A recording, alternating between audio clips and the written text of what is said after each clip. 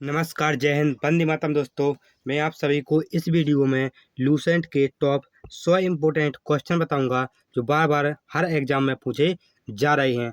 दोस्तों वीडियो को लाइक कर लें, चैनल को सब्सक्राइब कर लें और अपने दोस्तों को शेयर अवश्य कर दें। चलिए वीडियो शुरू करते हैं। पहला क्वेश्चन है, सोडियम धातु को किस में डुबोकर रखा जाता है? तो सोडियम धातु को केरोसिन में डुबोकर रखा जाता है। जो सोडियम धातु है, जो सोडियम इसका सूत्र क्या होता है? तो सोडियम का जो सूत्र होता है वो Na होता है।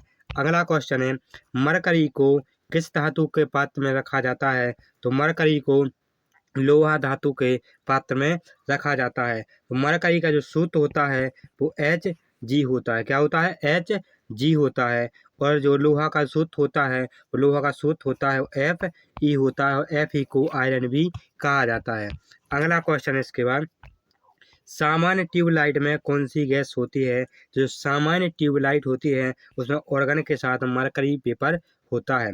क्वार्टज किससे बनाया जाता है? तो क्वार्टज होता है वो कैल्शियम सिलिकेट से बनाया जाता है। जो कैल्शियम का जो सूत्र होता है वो Ca होता है, इम्पोर्टेंट है। प्याज एवं लहसुन में गंध किसके कारण आती है? जो प्याज और जो लहसुन में जो गंध आती है वो सल्फर तत्व के कारण आती है, क्योंकि जो प्याज और लहसुन होता है उसमें सल्फर पाया जाता है। जो सल्फर का जो सूत्र होता है वो S होता है। अगला क्वेश्चन है इसके बाद, सिगरेट लाइटर में किस गैस का उपयोग होता है या प्रयोग होता है? तो सिगरेट लाइटर में ब्यूटेन गैस का प्रयोग किया जाता है। अगला क्वेश्चन है, पनीर किसका उदाहरण है? जो पनीर उदाहरण है तो ये जेल का उदाहरण है। पेट्रोल एक मिश्रण है, तो पेट्रोल है वो किस किस का मिश्रण है? तो हाइड्रोकार्बन का मिश्रण होता है पेट्रोल। अगला क्वेश्चन है, पॉलीथीन प्राप्त होता है। जो पॉलीथीन प्राप्त होती है वो एथिलीन के बहुलीकरण से होता है। अगला क्वेश्चन इसके बाद, किस संश्लेषित रेशा को कृत्रिम सिल्क के नाम से जाना जाता है? तो रेयन को कृत्रिम सिल्क के नाम से भी जाना जाता है। कार्बन का क्रिस्टलीय रूप क्या होता है? तो कार्बन का जो क्रिस्टलीय रूप होता है वो हीरा होता है। डायनामाइट में मुख्य रूप से पाया जाता है, तो डायनामाइट में जो पाया जाता है वो नाइट्रोग्लिसरीन पाया जाता है। अगला क्वेश्चन इसके बाद, वेल्डिंग में इस्तेमाल की जाने वाली गैसों में क्या होता है? तो जो वेल्डिंग में जो गैस इस्तेमाल की जाती है उसमें ऑक्सीजन एवं एसिटिलीन गैस पाई जाती है। अग्निशामक से कौन सी गैस निकलती है? तो अग्निशामक से कार्बन डाइऑक्साइड गैस निकलती है, जिसका जो काम होता है वो आग को बुझाना होता है। अगला क्वेश्चन इसके बाद, रबर को मजबूत एवं उछाल लायक बनाने के लिए इसमें क्या मिलाया जाता है? तो सल्फर को मिलाया जाता है। कच्चा एल्यूमीनियम किस नाम से जाना जाता है? तो पायराइट के नाम से जाना जाता है। जो कच्चा एल्यूमीनियम होता है उसको पायराइट भी कहते हैं। एल्यूमीनियम का सूत्र होता है वही एल होता है। क्या? Al एल्यूमीनियम का सूत्र होता है। अगला क्वेश्चन इसके बाद, कार्बन डाइऑक्साइड की कितनी मात्रा वायुमंडल में रहती है? तो 0.03% जो कार्बन डाइऑक्साइड की वायुमंडल में मात्रा होती है। जो कार्बन डाइऑक्साइड का जो सूत्र होता है वो CO2 होता है। क्या होता है? कार्बन डाइऑक्साइड का सूत्र CO2 होता है। अगला क्वेश्चन है दोस्तों, अगर बात की जाए कि वायुमंडल में सबसे अधिक कौन सी गैस पाई जाती है? तो वो नाइट्रोजन पाई जाती है। इसका सूत्र N2 होता है। कितने परसेंट पाई जाती है? तो 78%, 78% पाई जाती है। और अगर ऑक्सीजन की बात की जाए तो ऑक्सीजन का सूत्र होता है O2 होता है। ये कितनी पाई जाती है? तो ऑक्सीजन पाई जाती है दोस्तों वो 21% पाई जाती है। कितनी? 21% पाई जाती है। अगर अन्य गैस की बात की जाए तो कितनी पाई जाती है? 0.003% है वो अन्य गैसें पाई जाती हैं। अगला क्वेश्चन है इसके बाद, परमाणु द्रव्यमान व्यक्त किया जाता है तो AMU में, किसमें? AMU में परमाणु द्रव्यमान को व्यक्त किया जाता है। पेट्रोलियम किसका जटिल मिश्रण होता है? तो प्रोपेन एवं ब्यूटेन का मिश्रण होता है पेट्रोलियम। अगला क्वेश्चन है, गोबर गैस संयंत्र का आविष्कार किसने किया था? तो CB देसाई ने गोबर गैस संयंत्र का आविष्कार किया था। तो गोबर गैस संयंत्र से किस गैस का निर्माण होता है? तो मेथेन गैस का निर्माण होता है। किसका? मेथेन गैस का निर्माण होता है। इसका जो सूत्र होता है मेथेन गैस का वो CH4 होता है। अगला क्वेश्चन इसके बाद, किस अम्ल का उपयोग सीसा संचायक बैटरी बनाने में किया जाता है? तो सल्फ्यूरिक अम्ल का जो प्रयोग होता है वो बैटरी बनाने में किया जाता है। और कौन सी बैटरी? तो सीसा संचायक बैटरी बनाने में किया जाता है। और सल्फ्यूरिक अम्ल का जो सूत्र होता है वो क्या होता है? H2SO4। क्या होता है? H2SO4 सल्फ्यूरिक अम्ल का सूत्र होता है। अम्ल वर्षा किनके पर्यावरण प्रदूषण से होती है? तो नाइट्रस ऑक्साइड एवं सल्फर डाइऑक्साइड के पर्यावरण के कारण दोस्तों के कारण पर्यावरण में क्या होती है? अम्ल वर्षा होती है। अगला क्वेश्चन इसके बाद, माइका क्या है? तो माइका विद्युत का कुचालक होता है, इसमें करंट फ्लो नहीं होता है, करंट नहीं बहता है। शुद्ध जल का क्वथनांक फ़ारेनहाइट स्केल पर कितना होगा? तो शुद्ध जल का जो क्वथनांक होता है फ़ारेनहाइट स्केल पर पूछा जाए तो 212 फ़ारेनहाइट होता है। अगला क्वेश्चन इसके बाद, सोडा वाटर बनाने के लिए प्रयोग होने वाली गैस कौन सी है? तो कार्बन डाइऑक्साइड गैस का प्रयोग किया जाता है सोडा वाटर बनाने के लिए। अगला क्वेश्चन है इसके बाद, नाभिकीय विखंडन में ट्रिगर क्या है? तो एक न्यूट्रॉन होता है। अगला क्वेश्चन है, सभी भारी रेडियो सक्रिय तत्व अंतिम रूप से परिवर्तित होते हैं तो किसमें? सीसा में परिवर्तित होते हैं।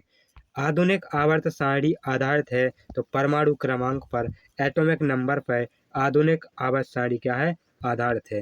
अगला क्वेश्चन इसके बाद, सोने के आभूषण बनते समय उसमें क्या मिलाया जाता है? जब सोने के आभूषण बनाए जाते हैं तो उसमें तांबा मिला दिया जाता है, तांबा की अशुद्धि मिलाई जाती है। तो तांबा का जो सूत्र होता है वो क्या होता है? Cu होता है। सी को कॉपर भी कहा जाता है। क्या इसको? कॉपर भी कहा जाता है। और जो सूत्र किसका? जो सोना का, किसका? जो सोना का जो सूत्र होता है वो क्या होता है?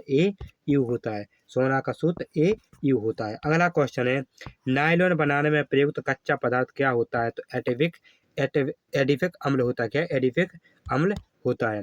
मोमबत्ती का जलना किस प्रकार का परिवर्तन है? तो रासायनिक परिवर्तन होता है। अगला क्वेश्चन इसके बाद, कपूर को किस विधि द्वारा शुद्ध किया जाता है? तो ऊर्ध्वपातन विधि के द्वारा कपूर को शुद्ध किया जाता है। तो ऊर्ध्वपातन क्या होता है? जब कोई पदार्थ ठोस से सीधा गैस में बदल जाता है। किससे?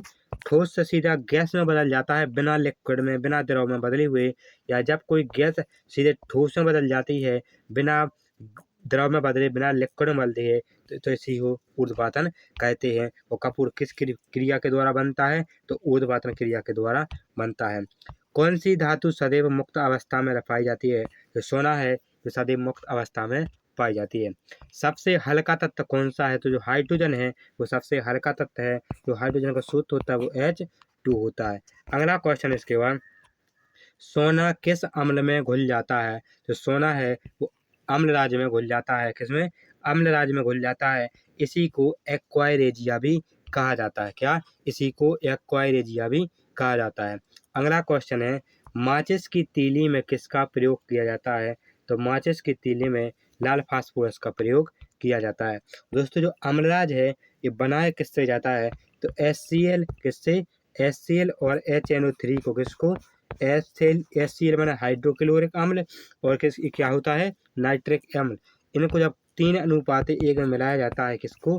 3:1 में मिलाया जाता है हाइड्रोक्लोरिक अम्ल और नाइट्रिक अम्ल को, तब मिलकर बनता है अम्लराज बनता है। अम्लराज से किसको? सोना को शुद्ध किया जाता है। अगला क्वेश्चन इसके बाद, लार में पाया जाने वाला एंजाइम जो कि स्टार्च को ग्लूकोज में परिवर्तित कर देता है तो टॉयलेंट एंजाइम होता है।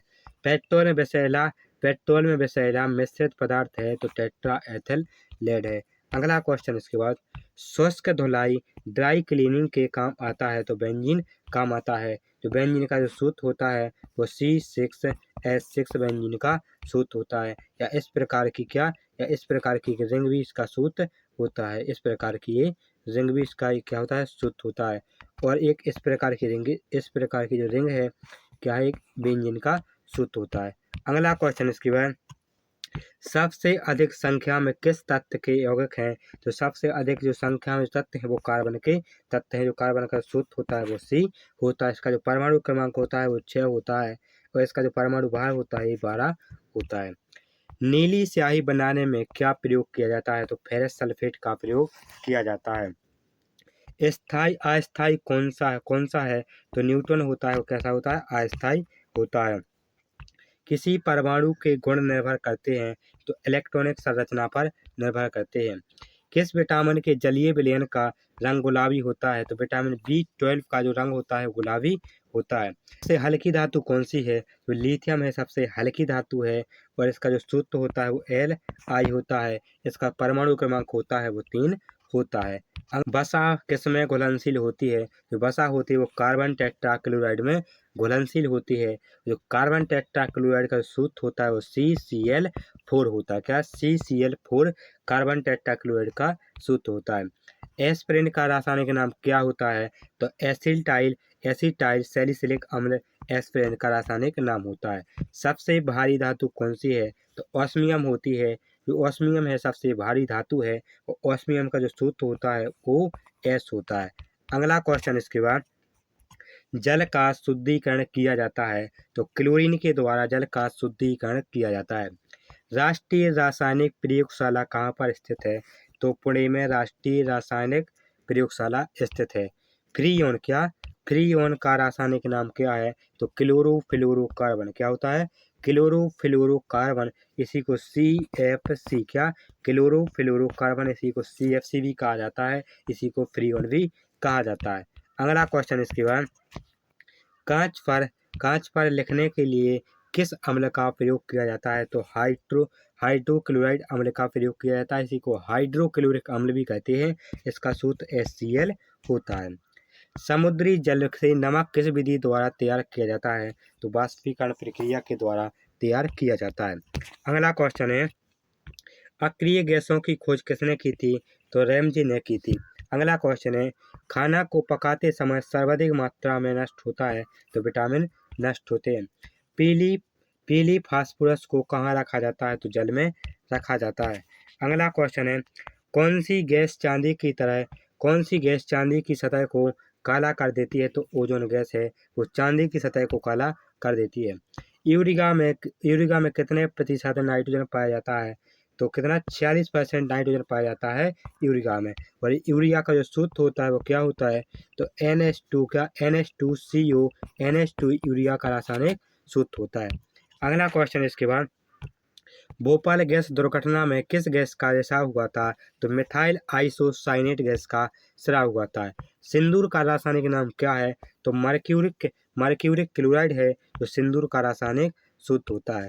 अगला क्वेश्चन इसके बाद, अल्फा किरणों की प्रकृति कैसी होती है तो धनावेशित होती है। अगला क्वेश्चन है, बीटा किरणों की जो प्रकृति होती है वो ऋण आवेशित होती है। नाभिकीय संलयन अभिक्रिया से हाइड्रोजन बम क्या होता है? बनता है। हाइड्रोजन बम बनता है वो नाभिकीय संलयन प्रक्रिया के द्वारा बनता है। नाभिकीय विखंडन अभिक्रिया से क्या बनता है तो परमाणु बम बनता है। अगला क्वेश्चन इसके बाद,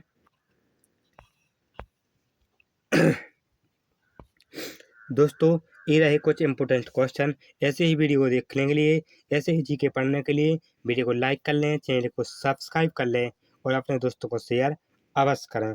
मिलते हैं अगली वीडियो में, तब तक के लिए जय हिंद, जय भारत, वंदे मातरम।